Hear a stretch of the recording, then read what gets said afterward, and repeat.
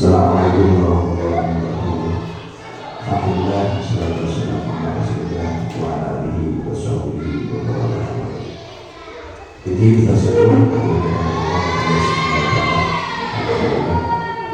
Allah terusnya pada hari ini dapat menghadiri acara yang diadakan oleh Bapak Presiden.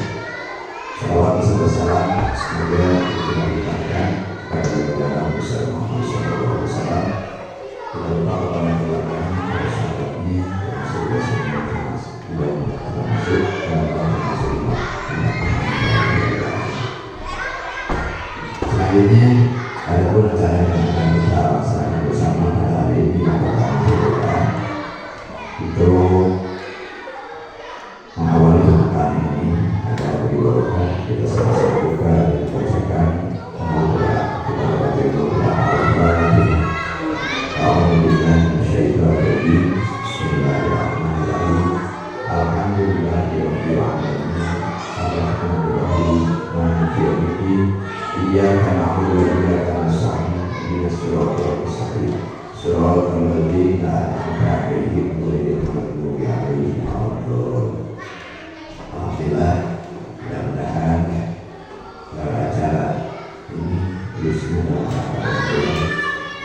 destinasi budaya positif Madiun 1-4 sebagai calon guru penggerak harus 11 Bapak Haris Kesehatan dalam kalangan pelajar ini. Untuk acara selanjutnya sebelum pemaparan materi yang akan disampaikan oleh Bapak Haris Kesehatan sendiri, kita acara kedua pemberian sambutan dari Kepala SD Negeri kepada yang hormat Bapak Abdurrahman SPD Wakil dan Bapak Indonesia.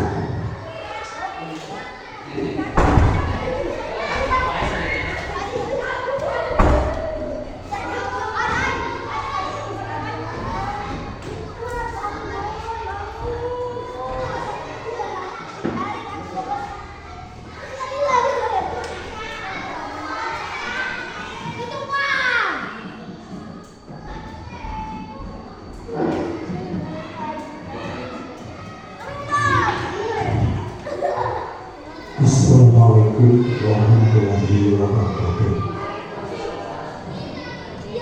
Pertama-tama mari kita berikan syukur bahwa pada kesempatan hari ini kita bersama bersama dalam untuk memenuhi persyaratan CIP yang bagus. Seperti itu kami mengucapkan terima kasih dan apa yang akan dilaksanakan dalam kegiatan tersebut.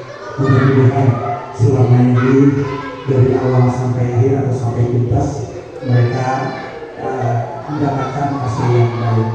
Selanjutnya juga mungkin kegiatan ini sangat mendukung sekali dan kami adalah mengucapkan selamat menjalankan aktivitas dalam untuk mencapai calon guru penggerak ini, dan mudah-mudahan apa yang dilaksanakan dalam kegiatan ini mendapatkan hasil yang baik, kemudian dalam posisi perjuangan belajar. Untuk itu sekali lagi kami mengucapkan banyak terima kasih dan semoga menjadi guru yang baik dan menjadi guru profesional pada masa ini. Kedepannya hanya sekedar sambutan, yang namanya sambutan hanya sekedar menyambut. Jadi sekali lagi kami ucapkan selamat menjalankan aktivitas. Semoga apa yang dicita-citakan oleh khusus Bapak Bagus juga untuk yang lainnya semoga menjadi pengalaman juga. Karena pada saat ini adalah sekali dalam posisi berjuang. Untuk itu mari kita doakan bersama semoga mereka dalam perjuangannya mendapat hasil yang baik. Mungkin itu saja yang bisa kami sampaikan. Terima kasih yang dilakukan. Wassalamualaikum warahmatullahi wabarakatuh.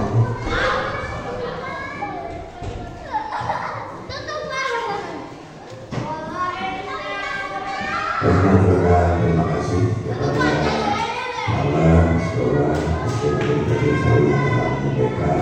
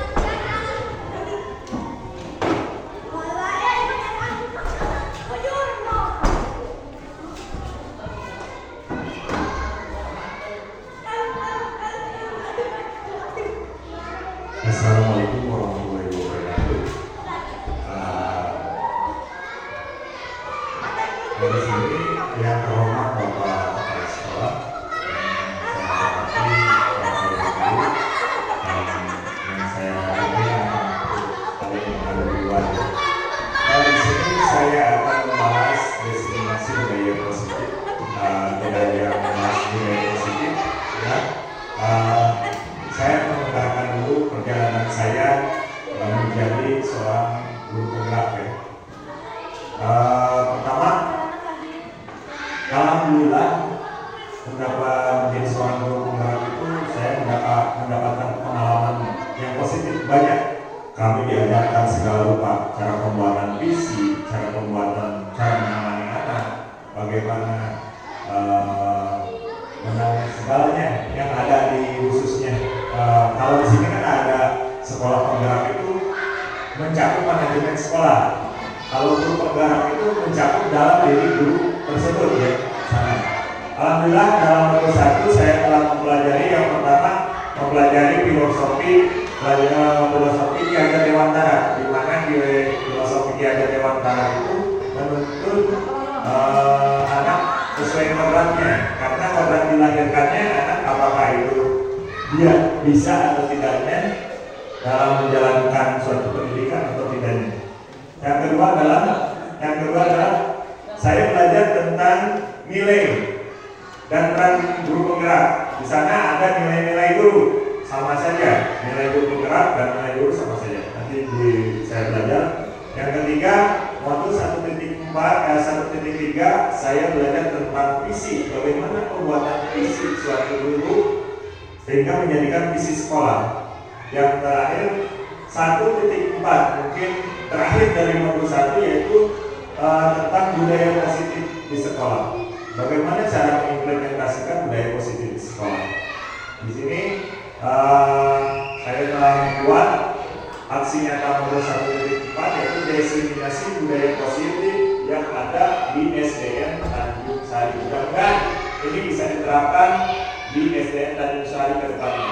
Mudah-mudahan kita melakukan kolaborasi dengan rekan-rekan dan di sini kita berbagi ya, berkolaborasi, berbagi suatu pembelajaran yang positif. Posisi di sini saya bukan menggurui. Di sini ada Pak Ustadz juga, bukan menceramahi, tapi mengimplementasikan, memberikan pemahaman yang saya sudah dapatkan di guru penggerak, diberikan pemahaman kepada guru-guru yang ada di sekolah. Bukan saya sok bisa, bukan. Kita berbagi, saling berbagi informasi yang setelah saya dapatkan di guru penggerak angkatan 11. Alhamdulillah saya telah menyelesaikan sampai modul 1.4. Ini yang terakhir. Modul 1 ini yang terakhir yang saya harus diselesaikan. Mungkin kedepannya ada juga modul 2 dan modul 3 seperti itu. Berikutnya.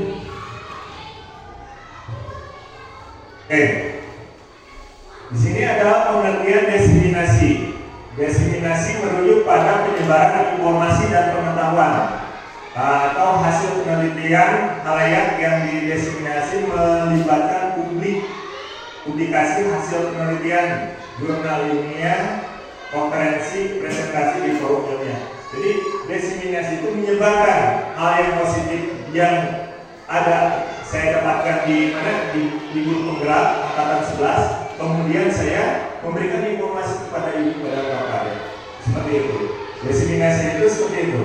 Jadi bukan saya untuk menggurui, tapi hanya menyebarkan informasi yang telah saya dapatkan di guru penggerak tersebut. Next. Di sini saya ada pengertian budaya positif. Apa sih budaya positif? Dengan budaya ditambah dengan positif. Sekarang yang ada penambahan ada disiplin positif, budaya positif itu apa? Budaya positif itu berawal dari kalimat disiplin positif. Kenapa sekarang ada disiplin positif? Kenapa enggak disiplin saja? Sekarang itu disiplin itu mungkin disiplin itu penerapan suatu disiplin. Kadang-kadang disiplin itu ada yang positif dan ada yang negatif. Ya? Jadi di sini dibuatkanlah hal-hal yang merujuk kepada kegiatan-kegiatan positif, khususnya di disiplin positif. Disiplin artinya mematuhi segala aturan dan keyakinan yang ada, baik itu di lingkungan sekolah, rumah maupun masyarakat. Itu diciptakannya baik untuk menciptakan rasa aman, nyaman, dan tentram. Jadi ditumbuhkanlah disiplin tersebut. Jadi segala peraturan-peraturan dibuatkan oleh sekolah, dibuatkan oleh guru, baik di kelas mengenai disiplin bagi muridnya. Dibuatkan oleh kepala sekolah mengenai disiplin untuk kepala sekolah. Sekarang dibuatkanlah positifnya. Karena disiplin itu kan ada yang positif, ada yang negatif. Kenapa? Bagaimana cara membuatnya disiplin positif? Nah, dibuatkanlah suatu aturan, di mana aturan tersebut menggunakan kolaborasi, persetujuan ke semua pihak, bukan lagi persetujuan oleh kepala sekolahnya. Biasanya harus ini, mengikuti aturan kepala sekolah. Guru juga harus gini, mengikuti aturan guru. Sekarang dibuatkanlah positif tersebut. Bagaimana supaya positif sehingga segala permasalahan yang timbul di sekolah itu dapat diatasi dengan kegiatan positif tersebut. Triknya sudah dipelajari. Bagaimana cara mengatasinya? Yang tadinya disiplin untuk menerapkan disiplin itu atas perintah satu orang atau teacher kepala sekolah center atau guru center menerapkan disiplin. Sekarang melakukan kolaborasi, misalnya guru dan kepala sekolah menerapkan disiplin, aturan-aturannya gimana jika melanggar gimana, seperti itu. Makanya dibuatkan disiplin positif. Jadi membuatkan disiplin itu harus ada hal yang positif bagi gurunya, bukan yang tidak positif bagi gurunya. Karena guru harus rajin membaca supaya literasinya bagus. Nah, kalau dibuatkan bersama-sama, apa konsekuensinya buat guru tersebut? Tapi harus ada dalam dirinya sendiri konsekuensinya apa, seperti itu. Makanya dibuatkan sekarang hal-hal yang segala rupanya dibuatkan positif. Budayanya ya disiplin harus ada positif, seperti itu. Sedangkan kata positif sebagai penekanan dalam atau pelengkap bahwa segala peraturan atau keyakinan yang ada di sekitar kita harus bernilai positif. Jadi di sekitar kita sudah seperti di barusan dijelaskan, di sekitar itu harus melakukan positif. Misalnya William dan kepala sekolah berkolaborasi, misalnya menciptakan disiplin positif, menjadikan suatu keyakinan kelas. Keyakinan kelasnya bukan keyakinan kelas, keyakinan guru. Jadi antara kepala sekolah dan Bu Yuyun melakukan kesepakatan, keyakinan bahwa suatu disiplin itu harus seperti apa. Jadi tidak merugikan satu, tidak merugikan Bu Yuyun, satu tidak merugikan kepala sekolah.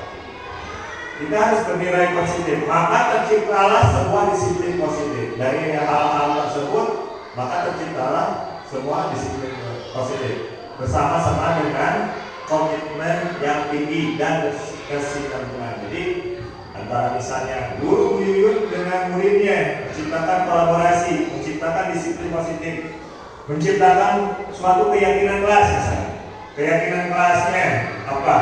Jadi ada kesepakatan antara murid dengan Bu Yuyunnya seperti itu, sehingga terjadilah kolaborasi. Misalnya anak pakai sendal, kadang-kadang pakai sendal. Karena sudah dibuatkan keyakinan kelasnya, makanya supaya tumbuh gimana caranya, nanti ada tekniknya, ada restitusi dan segalanya. Seperti itu. Next.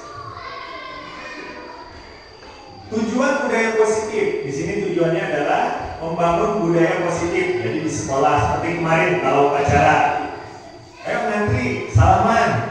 Itu akan menjadi kebiasaan meskipun dalam artian ada sedikit pertama-tama ada paksaan, lama-lama kebiasaan. Pertama harus didisiplinkan, paksaan dalam artian disiplin positif itu atau menciptakan budaya positif itu pertama harus ada paksaan dulu. Memang guru mengarahkan, misalnya guru bukan sebagai tetapi sebagai manajer atau sebagai teman, mengarahkan murid-muridnya untuk berbaris, bersalaman, atau menyiapkan kelas sebelum pembelajaran dimulai di luar kelasnya. Itu tujuannya membangun budaya positif sekolah dalam menumbuhkan karakter. Karakternya apa? Seperti datang, salam-salaman, seperti salam ibu guru, ya, tidak cuek, datang cuek biasanya. Bu, masuk ke kelas, tidak menggunakan assalamualaikum. Kalau misalnya kita ditanamkan budaya positif, misalnya masuk ke kelas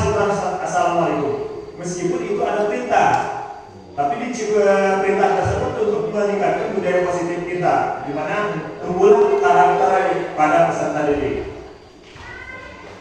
Jadi kita semua percaya bahwa tujuan penting sekolah adalah membentuk karakter yang tumbuh dalam pribadi anak-anak tersebut.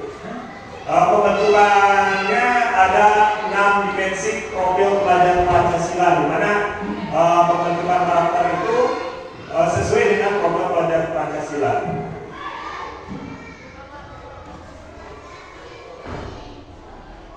Next. Oke. Di sini ada tantangan. Apa saja tantangan dalam melaksanakan budaya positif? Tantangannya apa saja? Banyak. Ya. Di sini saya menuliskan ada 4 tantangan. 4 tantangan mengenai budaya positif. Yang pertama adalah kurangnya disiplin peserta didik, sehingga budaya positif di sekolah tidak berkembang. Kurang disiplin. Kadang-kadang masuk, kalau dalam keseharian misalnya anak masuk ke sekolah tanpa assalamualaikum. Kalau dalam bahasa Sundanya Selamat. Terus kadang-kadang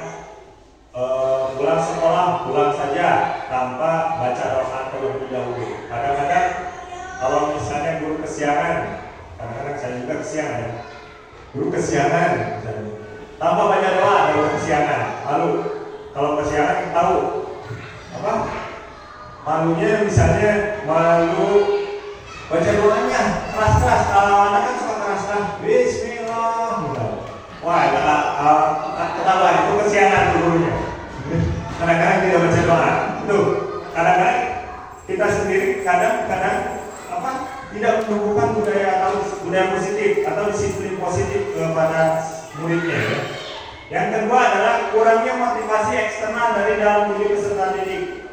Jadi kurang motivasi peserta didik dalam mengembangkan diri, khususnya budaya positifnya. Jadi kadang-kadang dia itu mau melakukan sesuatu berdasarkan penghargaan. Wayang bisa salaman, salam. Jadi tidak ada motivasi eksternalnya.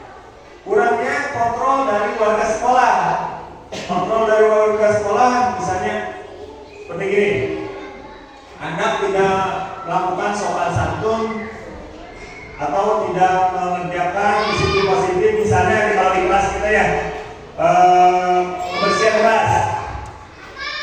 kelas, anak tidak membersihkan, terus kemudian guru itu tidak memberikan respon kepada guru. Nah, biarkan saja, ya, dibiarkan saja. Kelas itu tidak kondusif. Kalau bahasa Sunda pambala, menurutnya tidak kondusif, sehingga tidak terciptanya budaya positif. Kurang kontrol dari, kadang-kadang kepala sekolah kurang mengontrol gurunya kadang-kadang tidak mengontrol muridnya, sehingga tidak mencerminkan hal yang positif.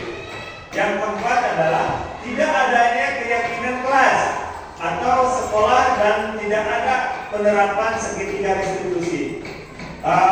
Kalau masalah sebelum segitiga restitusi di sini adalah ada keyakinan kelas. Apa itu keyakinan kelas?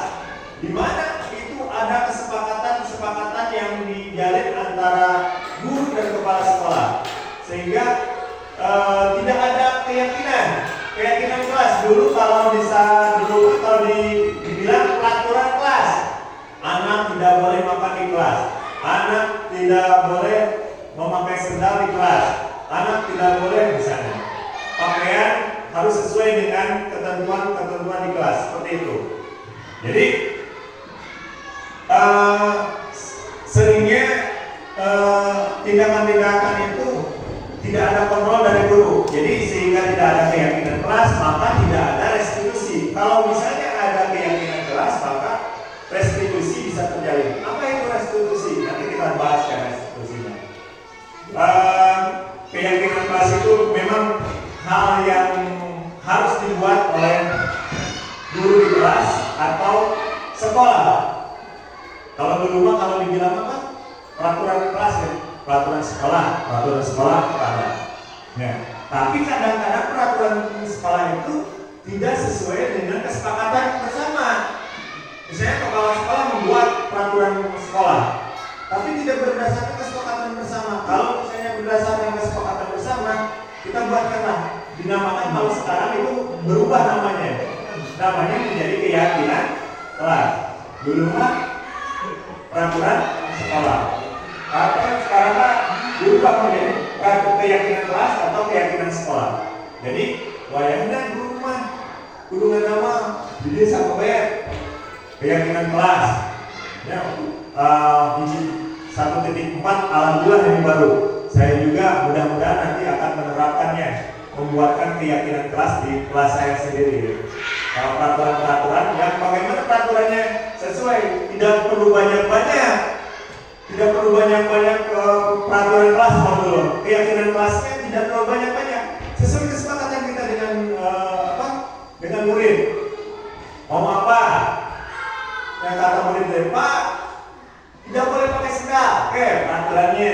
Jadi nanti diselesaikan dengan segitiga restitusi.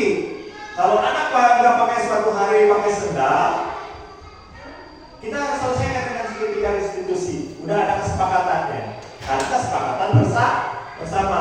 Kalau dulu biasanya hanya satu orang, misalnya kepala sekolah menerapkan untuk peraturan untuk guru dan murid begini.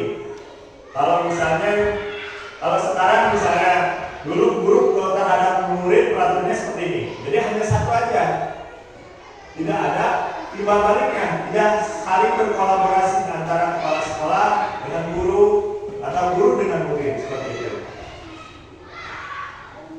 Next.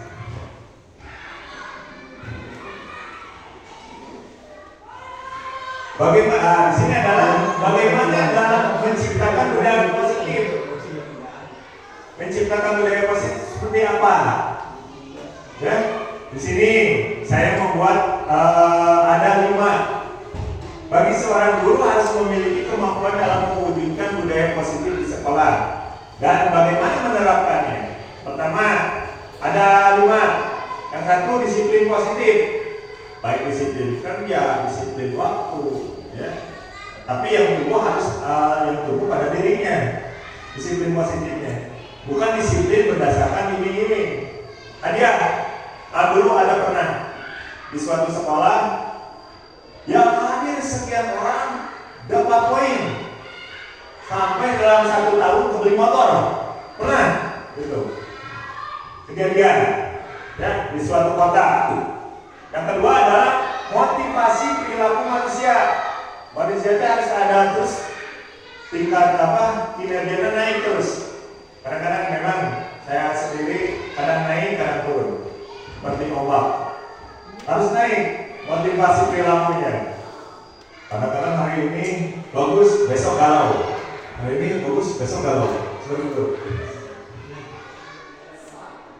Yang ketiga adalah 5 posisi kontrol. Nanti kita jelaskan ada 5 posisi kontrol. Kontrol bagaimana cara mengontrol seluruh warga sekolah yang ada di sini.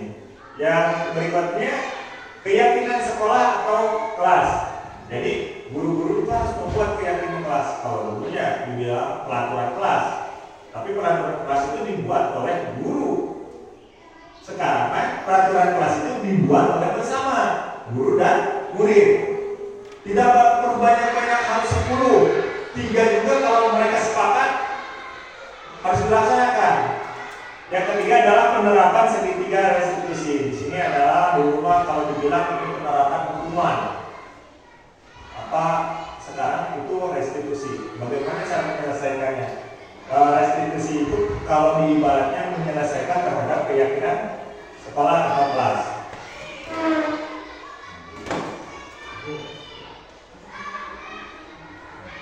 Nah, kita bahas ya yang pertama. Yang pertama adalah disiplin positif. Disiplin positif. Di sini disiplin. Kita sudah jelaskan ya dari yang pertama di atas. Disiplin itu mungkin dulu mah katanya disiplin saja. Disiplin itu kadang-kadang ada disiplin, semua disiplin bersifatnya positif. untuk menciptakan suasana yang aman. Sekarang ditambah positifnya untuk berkembang ke depannya untuk yang lebih baik lagi. Bukan hanya disiplin hanya sesaat, karena takut sama Pak Yakin misalnya, disiplin. Tapi disiplinnya hanya untuk keyakinan penanaman diri pada seorang murid.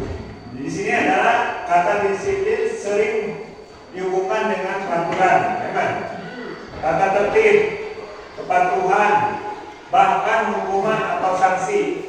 Padahal itu sungguh berbeda, karena belajar tentang disiplin positif itu tidak harus dengan memberi hukuman atau sanksi. Justru itu harus menjadi alternatif terakhir atau tidak digunakan sama sekali.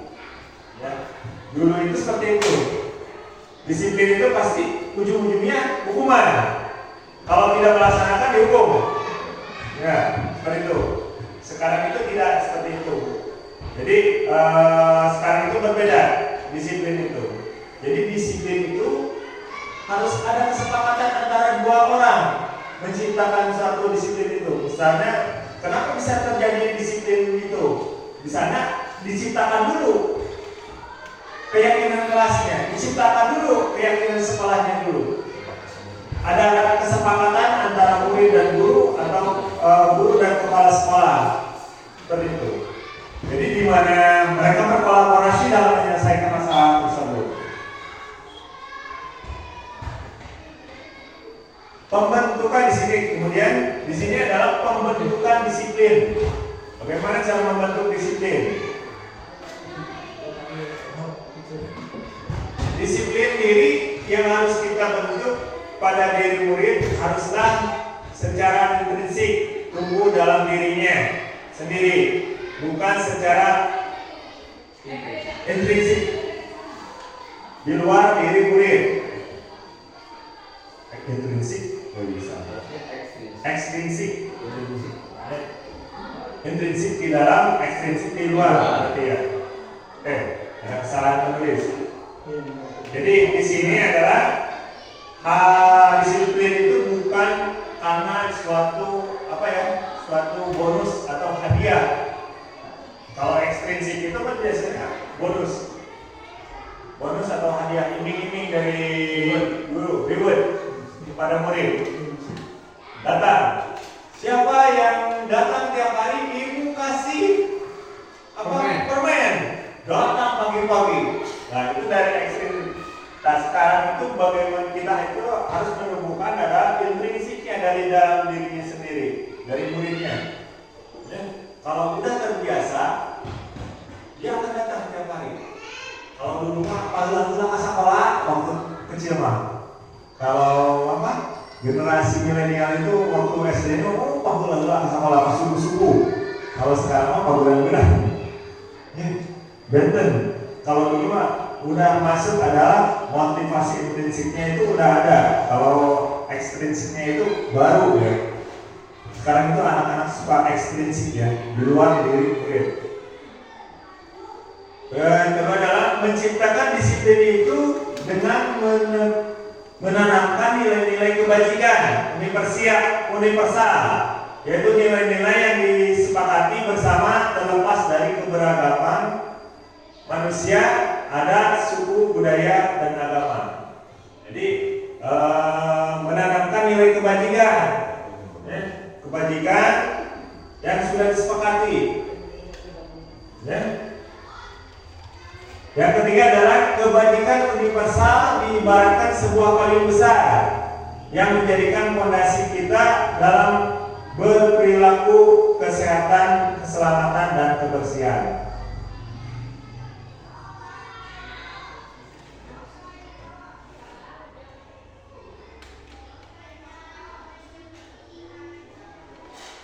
Di sini terdapat beberapa elemen yang dapat membentuk budaya positif. Ada berapa? 1, 2, 3, 4, 5, 6. Ada 6 elemen. Menciptakan lingkungan yang pertama adalah menciptakan lingkungan yang aman di lingkungan sekolah. Bagaimana menciptakannya? Yang menciptakannya itu pertama harus ada kontrol guru dulu, keyakinan kelas dulu harus dibuat menciptakannya. Kalau keyakinan kelas sudah dibuat, kontrolingnya bagus dari guru, dari seluruh warga sekolah, maka terciptalah lingkungan yang aman. Kalau misalnya seperti lingkungan yang aman itu bisa dicontohkan dalam artian misalnya kebersihan kelas. Kalau udah diciptakan kebersihan kelas harus bersih, misalnya. Jadi menciptakan lingkungan aman di lingkungan sekolah. Yang kedua, mendorong keterlibatan aktif siswa dalam kegiatan sekolah dan proses belajar. Kadang-kadang kasihnya oke pas belajar. Kadang-kadang, Pak Ayun, Ibu, Pak, kadang-kadang susah. Bingung, terus susah. Ya, jadi keterlibatan aktif siswa itu susah sekali. Bagaimana cara menyelesaikannya? Dengan memotivasi siswa tersebut ya. Yang ketiga adalah membangun komunikasi yang terbuka dan transparan antara siswa, staf, dan orang tua yang positif. Biasanya kalau di Cianjur itu ada guru membangun komunikasi misalnya antara guru dan orang tua dengan siswa, atau siswa dengan guru. Jadi membangun komunikasi transparan, berkolaborasi. Kalau misalnya pembelajaran 421 itu menerapkan kolaborasi. Ya. Yang keempat adalah mengakui prestasi siswa, baik itu akademis maupun non akademis. Ya, seperti apa? Ya, kalau misalnya di sekolah kita mengakui prestasinya karena dengan memberikan ucapan kepada siswa ya, bukan memberikan suatu iming-iming hadiah. Kadang-kadang kalau misalnya hadiah tahun depannya lagi diiming-iming hadiah, itu mana hadiahnya? Seperti itu. Kalau misalnya bagaimana mengakuinya? Kita mengakuinya dengan memberikan suatu motivasi, dorongan, bagus sekali, atau memberikan suatu catatan. Kalau anak TK itu bagus sekali Anda, kalau biasanya anak TK itu seperti refleksi, Anda berhasil melakukan ABCD, ya seperti itu. Yang berikutnya memastikan bahwa setiap siswa diperlakukan secara adil dan setiap suara didengar adalah penting dalam menciptakan budaya yang inklusif dan positif. Dan yang terakhir adalah mendorong kolaborasi antar siswa, guru, dan staf sekolah dalam proses pembelajaran, dapat memperkuat ikatan sosial dan mempromosikan pembelajaran yang berpusat pada siswa. Ini dapat dilakukan melalui proyek kolaborasi, diskusi kelompok, dan kerja tim.